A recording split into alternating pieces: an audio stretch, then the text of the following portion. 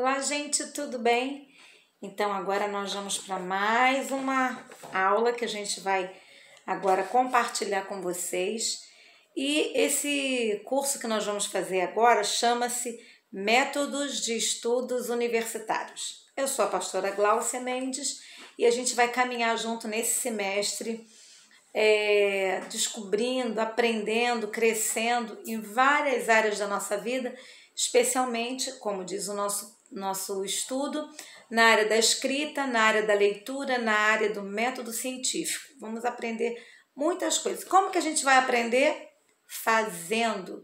A gente vai aprender fazendo, não só vendo teoricamente qual é o processo, mas participando desse processo. Então, eu quero compartilhar com você a ementa, do nosso curso. O que a gente vai estudar?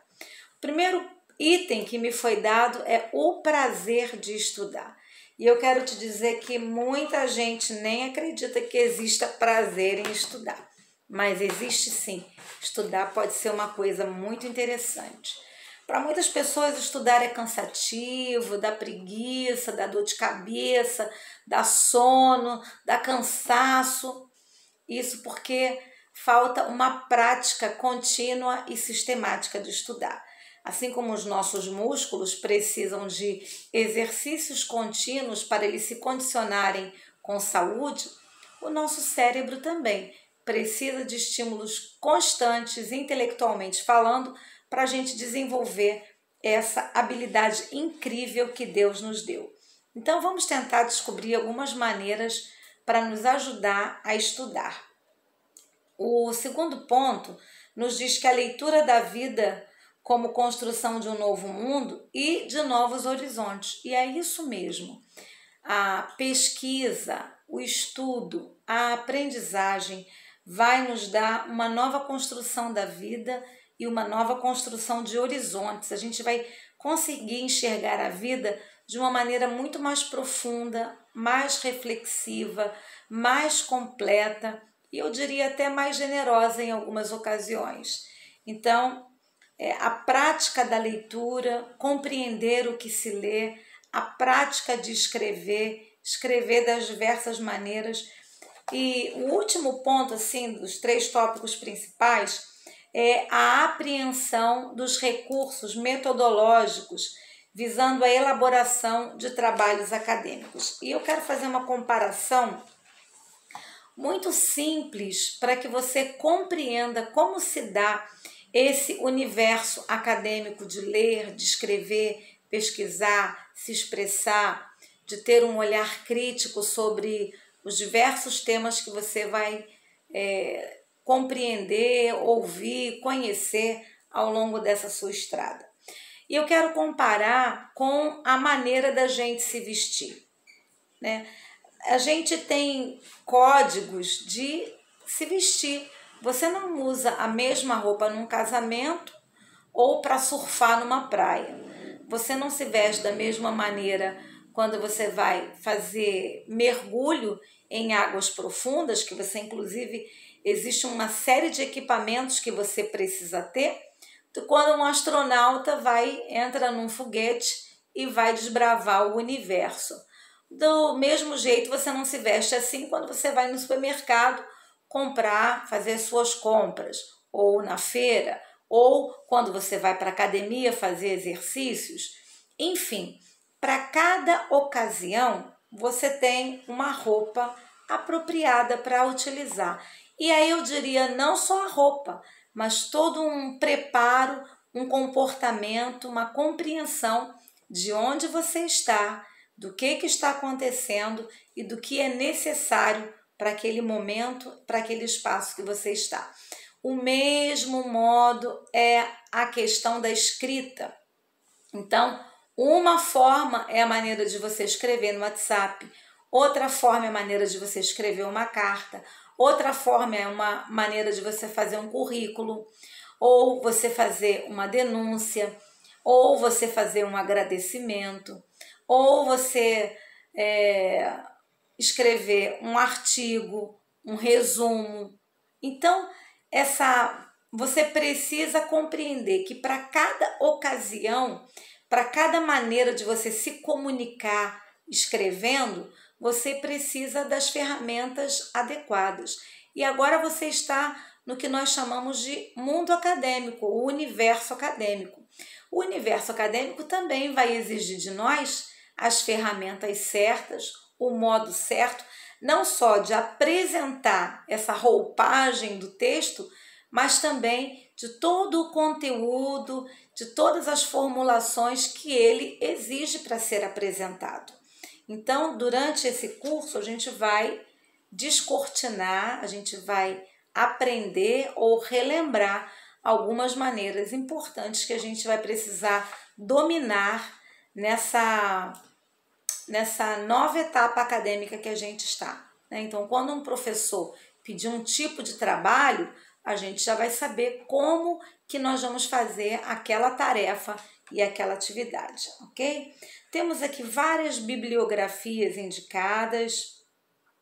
O Prazer da Produção Científica, Diretrizes para a Elaboração de Trabalhos Acadêmicos, de Israel Azevedo, Metodologia do Trabalho Científico, de Eva Maria Lacatos, Texto Acadêmico, Técnicas de Redação e de Pesquisa Científica, Jorge Leite de Oliveira e outras indicações bibliográficas. Estou fazendo um apanhado dessa bibliografia e de outras e vou estar passando para vocês não precisarem adquirir todo esse material, mas quem sabe uma forma somente de vocês terem essa referência. E quando vocês precisarem, vocês podem buscar aquele material e ali vai estar concentrado os diversos tipos de modo acadêmico, os diversos modos desse fazer acadêmico que você vai utilizar, tá bom? Então, a gente está providenciando esse material para vocês. Eu vou começar hoje falando até um pouco desse texto, né, sobre o prazer da produção científica, visto que o primeiro ponto aqui da nossa ementa é exatamente o prazer de estudar. E quando a gente realiza as coisas com prazer, fica muito mais leve, não é verdade? Tudo que a gente faz com prazer, com carinho, com satisfação, a gente consegue ter um resultado melhor naquilo que a gente faz, mas também em nós, uma satisfação, uma sensação de estar mais completo, mais pleno, né? De missão cumprida. Então, uma série de sensações que nós podemos sentir quando a gente tem prazer na vida. E aí, nesse nosso caso, o prazer da produção científica. Depois de uma pesquisa, quando você consegue organizar aquilo, colocar no papel e ter aquele resultado, você tem aquele prazer, aquela satisfação. Mas não podemos nos esquecer que todo prazer tem o seu preço, né? Então, o prazer da produção científica também tem um preço a ser pago, a ser aprendido e a ser exercitado. Seja qual for a natureza de um trabalho científico, então vou te dar alguns pontos que ele precisa ter. Primeiro, clareza. Se você escreve uma coisa que ninguém entende nada, você precisa começar a desembaraçar as suas ideias.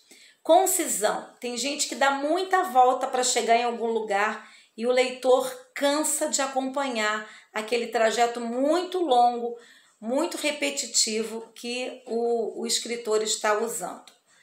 Correlação, ligar um ponto ao outro para facilitar a compreensão. Encadeamento de ideias, sequência de ideias. Podem ser até ideias crescentes, cumulativas, que o leitor vai acompanhando o crescimento do desenvolvimento do seu pensamento. Consistência no que você escreve. Você não pode ficar enchendo linguiça quando você está escrevendo um trabalho acadêmico. Contundência, você tem que ter certeza, convicção daquilo que está sendo dito. Você tem dúvida? Pesquisa, dá uma olhada, confere, verifique. Precisão. Então, num trabalho científico, não há espaço para você ficar chutando informações. Elas precisam ser precisas, certeiras, verdadeiras. você também precisa de originalidade, né? Aquela coisa de copia e cola, copia e cola, copia e cola, não é uma produção científica com êxito, exitosa. Não, você precisa de originalidade. Por isso a leitura e a escrita vão desenvolver a sua habilidade intelectual, a sua habilidade do pensamento, a sua habilidade de pensar, de aprofundar os seus pensamentos e dessa sequência, dessa clareza, dessa originalidade. Você vai até, a partir do que você está estudando e lendo, você vai ter outras ideias complementares àquilo que você está vendo. E correlação, né, política do que você está escrevendo, fidelidade ao que você está escrevendo. Então, quando você vai estar estudando algum autor ou alguns autores, cite, quando você estiver mencionando o pensamento que eles defendem, cite esse autor, né? Não roube a autoria do texto. Diga o que você precisa dizer no menor espaço que você conseguir. Então, seja certeiro no que você vai escrever, seja objetivo.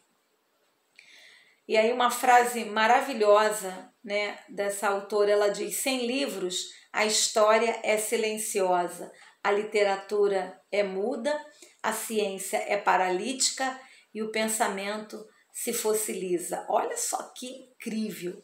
Então, como é importante escrever. Você já imaginou se nós não tivéssemos ao longo da história os registros de tanta gente que já passou antes de nós? Onde nós estaríamos? Nós só estamos aonde estamos na tecnologia, no desenvolvimento, na inovação, porque as pessoas ao longo da história foram registrando suas experiências, suas expectativas, seus pensamentos, suas pesquisas, inclusive as pesquisas que não deram certo, os experimentos que não deram certo, né? Então isso também foi importante ser registrado.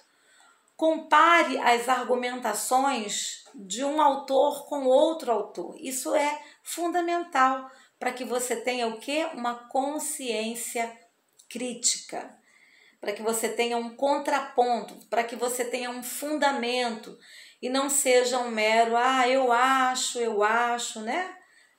Apesar da sua opinião ser importante, quando se trata de um trabalho acadêmico, ele deve ser fundamentado em autores que vão defender ou contrariar o tema que você está abordando. Lembre-se também, há uma estrutura ideológica em tudo que nós afirmamos. A neutralidade não existe. Então, cabe a você perguntar os pressupostos do autor, se eles estão claros, se ele está escondendo alguma coisa, se ele está manipulando. Por isso até que eu também sempre sugiro que vocês conheçam um pouco a biografia do autor que vocês estão estudando. Então, esse olhar maior sobre quem escreve é muito importante. Você vai descobrir a visão teológica, a visão de fé, a visão de mundo, a trajetória dessa pessoa, né? E a gente às vezes lê autores muito ressentidos com a vida, muito descrentes da igreja. Você conhece gente assim? Eu conheço gente assim, teólogos assim, que eles são muito descrentes e magoados com a igreja, né? Com a instituição. E aí, claro que quando eles abordam as questões teológicas ou eclesiológicas, eles vão destilar esse ressentimento. Então é importante que você saiba aquele que você está lendo, estudando, aquela fonte, né? Como que é essa fonte, né? Outra coisa importante, um bom tema é aquele que responde interesses teóricos do pesquisador. Então, você já tem que começar a pensar que no final do curso você vai ter que apresentar o seu TCC.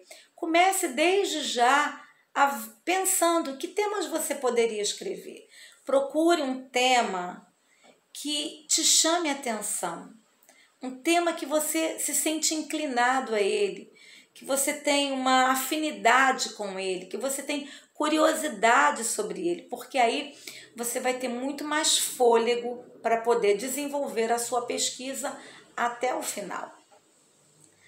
Outra coisa, um bom tema também é aquele sobre o qual há fontes acessíveis e alcançáveis de consulta. Então não adianta você querer um tema que quase ninguém escreveu sobre ele, que existem poucas pesquisas para você consultar, poucas fontes para você ver, poucas bibliografias. Então vai ficar um trabalho pobre, não vai ficar um bom trabalho. Então procure um tema que você tem afinidade, que você tem inclinação, mas também que existam fontes acessíveis para você mergulhar na sua pesquisa.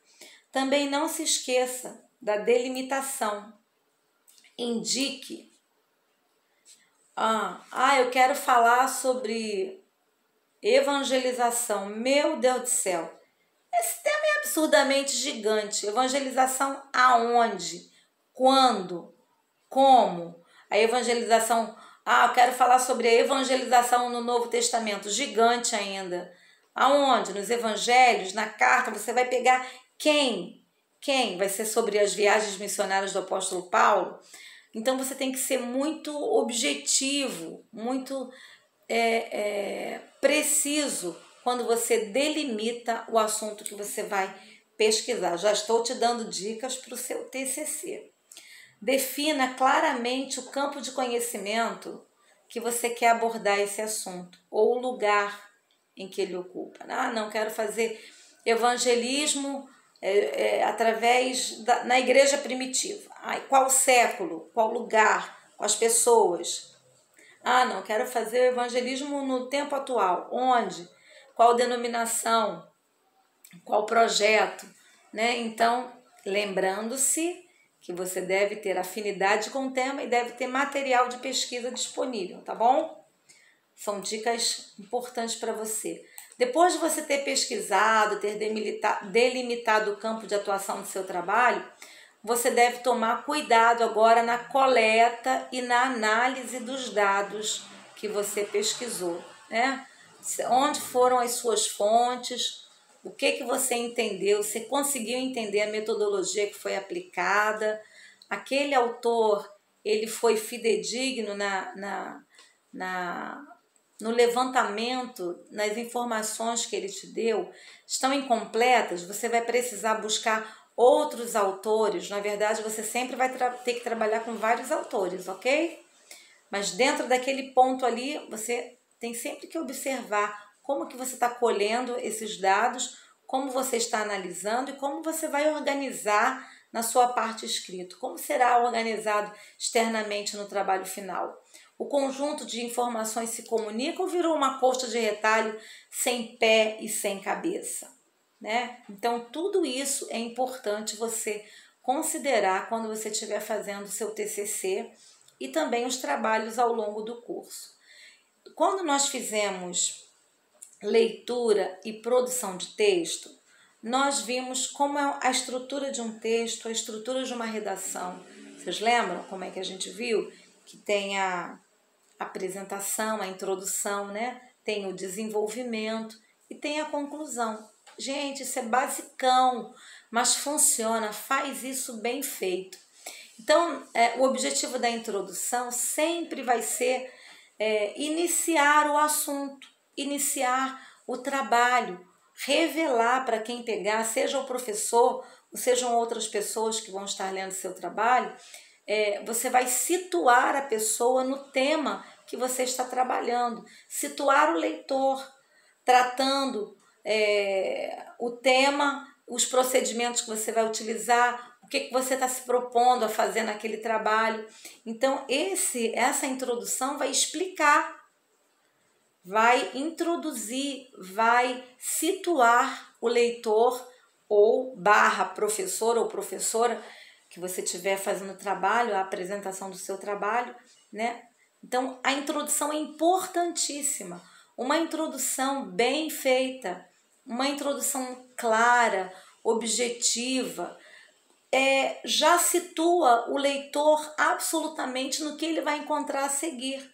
nos próximos parágrafos, nas próximas páginas, o leitor já vai saber o trilho que você vai correr, porque você demonstra esse trilho já na sua introdução, tá? Então a introdução é fundamental, é um aspecto fundamental que você não deve ignorar, não deve fazer de qualquer maneira, não deve encher linguiça, tá bom? Logo depois da introdução, você tem o desenvolvimento do texto, o desenvolvimento da argumentação. Lembra? A gente treinou duas argumentações citadas na introdução e depois os parágrafos seguintes você vem trabalhando isso. Esse padrão ele vai ser usado de muitas maneiras, vai ser em várias ocasiões você vai usar esse padrão. Então, nessa argumentação, você organiza em divisões, não vai ficar aquele bolo de informação que ninguém entende nada. Não, você vai subdividir, se precisar, você vai enumerar. Se for interessante, você vai colocar letras, você pode usar números em algarismo romano, você pode subdividir a sua numeração, dependendo da extensão do seu trabalho, obviamente, né? Você pode subdividir, você pode colocar subtítulos, né? Então, tudo isso vai ajudar o leitor a compreender o caminho que você está conduzindo, aquele tema que você está abordando, aquele tema que você está falando, ok? Essas divisões e seções que você vai colocando varia em função da natureza do assunto e dos procedimentos adotados da coleta e análise dos dados. Dependendo do tema, até cabe um gráfico, né? De repente você está trabalhando a questão de estatísticas de crescimento ou decrescimento de um grupo específico religioso no Brasil ou no Sudeste, ou enfim, dependendo da sua pesquisa. Então, às vezes, até você vai colocar um gráfico, você vai colher as pesquisas mais atualizadas e confiáveis daqueles dados que você vai estar utilizando. Eu quero lembrar também que você não deve esquecer de conter na conclusão, deve ser redigida sem subdivisões. Então, a subdivisão é na parte do corpo do texto, do desenvolvimento do texto. A conclusão, não. Ela deve ser redigida sem subdivisões, em termos de formato, né? De formato. Ela deve ter mais ou menos o mesmo tamanho da introdução. Então, nisso você também dá um equilíbrio, tanto de abordagem, como um equilíbrio estético no texto que você está fazendo, tá?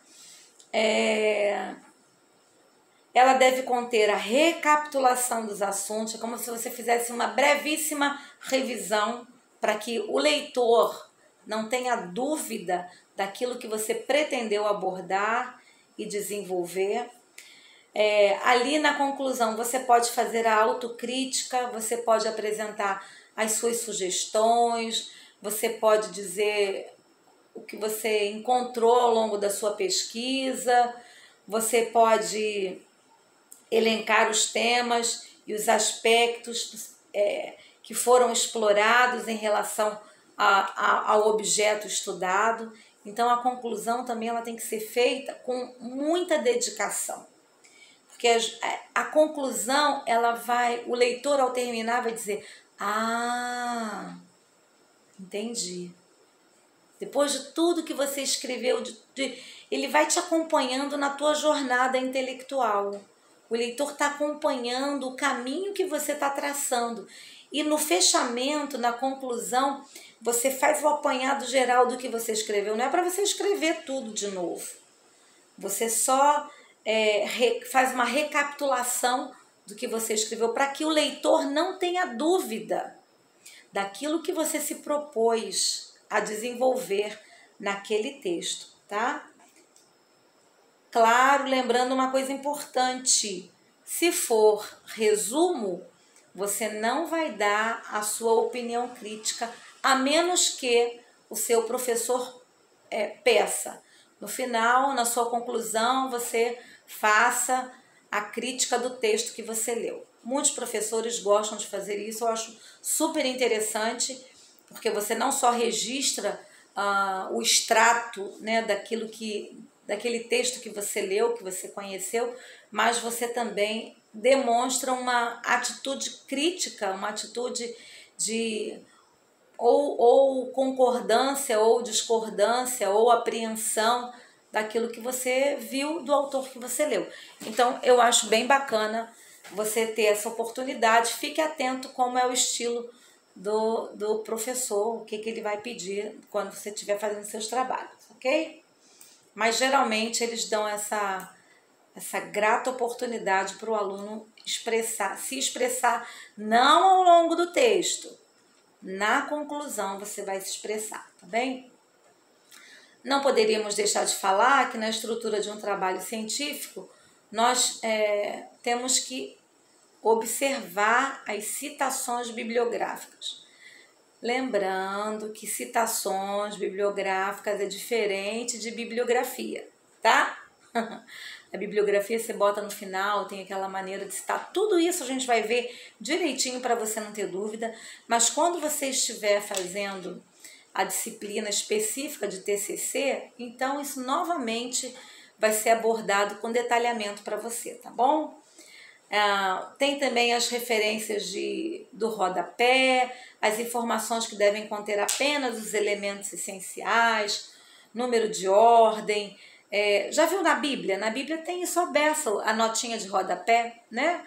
Às vezes a referência, outra referência. Então no versículo tem um númerozinho, uma letrinha, você vai lá embaixo, no rodapé da Bíblia ele vai te pontuar um outro texto, ou vai te explicar alguma coisa. Algumas Bíblias de estudo usam muito também esse recurso para enriquecer a leitura. Então você deve, na notinha do rodapé, aí você pode citar o autor, o título, local, editora, ano, página, né? Então tem ali umas normas, tem os modelos para você seguir. Mas os dados completos você vai ver na bibliografia, tá? Da obra que você está citando. Tem citações também ao longo do texto. Então tem citação de rodapé.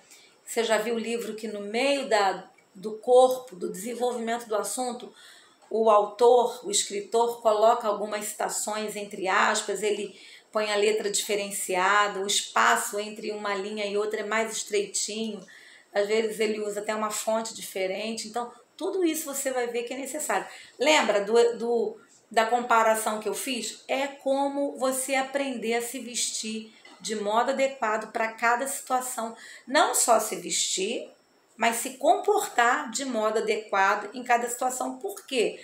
Porque você entendeu que espaço você está, o que você está fazendo ali, o que está acontecendo, né? Que momento você está experienciando ali naquele episódio. Do mesmo modo é o texto, né? Você precisa entender onde você está quando você está escrevendo cada tipo de texto, tá bom? Então, essas citações no desenvolvimento, no corpo do texto, são as citações com menos de 4 linhas, que aí eu vou te explicar isso depois, não vou falar agora não, vou te mostrar isso, né?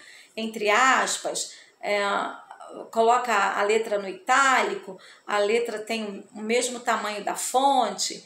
Então, tudo isso são regras que você precisa aprender, né? É como você ir para uma festa assim mais requintada, você precisa aprender a usar os talheres, né? Que vão estar ali à mesa, você vai ter. Então é um texto mais requintado, mais elaborado, que vai exigir detalhes importantes para que tudo fique bem, para que tudo saia bem.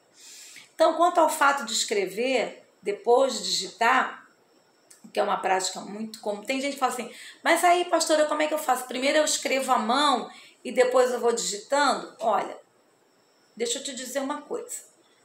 Uma coisa é você fazer à mão uma pequena redação de uma página. Outra coisa é você fazer um trabalho de páginas e páginas, né? Um TCC, por exemplo, escrever à mão e depois digitar. Não, isso não é frutífero, isso não é prático, isso vai acontecer você não vai ter o êxito que você precisa fazendo dessa maneira. Então, primeiro você digite, você releia o que você digitou, faz a correção. Se possível, no seu TCC, se você conhecer uma professora de português e tal, depois você dá o texto para a pessoa dar uma correção.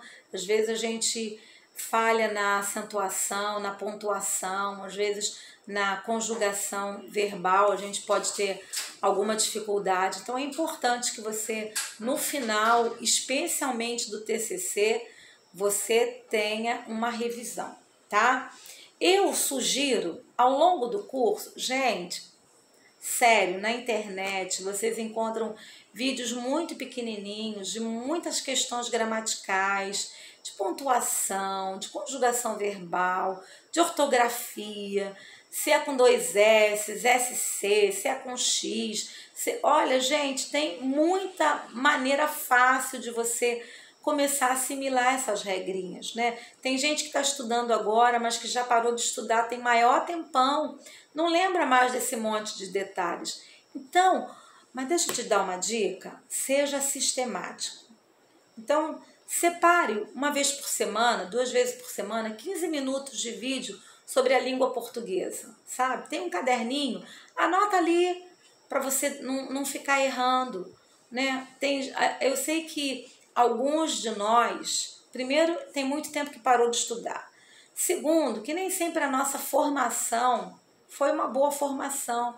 A gente vive num país em que há décadas a nossa educação tem sofrido golpes duros, né? Onde tem se deixado muito a desejar a formação mesmo acadêmica dos alunos, a formação básica dos alunos, uma boa e sólida formação básica. Então, às vezes, a gente sai do ensino médio sem ter esse conhecimento, com muitas dificuldades na língua portuguesa.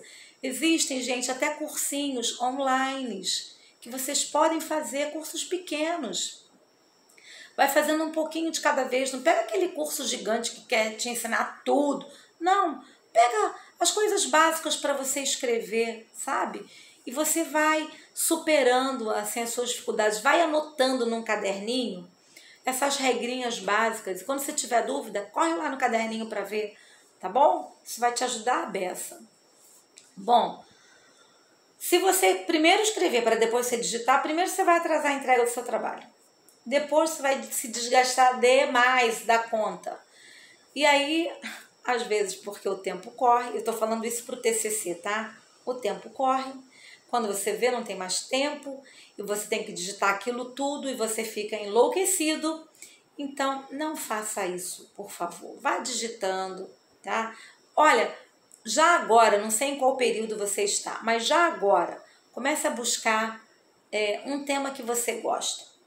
Começa a ler sobre esse tema, compra livrinhos sobre esse tema, compra livros, você tem que comprar livros, ou você tem que e-book, enfim, para que você possa estar absorvendo esse tema. Vai marcando, se você compra um livro, olha, eu já dei as dicas na nossa aula sobre leitura e produção de texto, como é que você faz o resumo, como é que você marca os seus esquemas, né? Como é que você cria uma série de simbologias para facilitar você quando pegar o texto, tá? Então isso tudo a gente já viu no nosso curso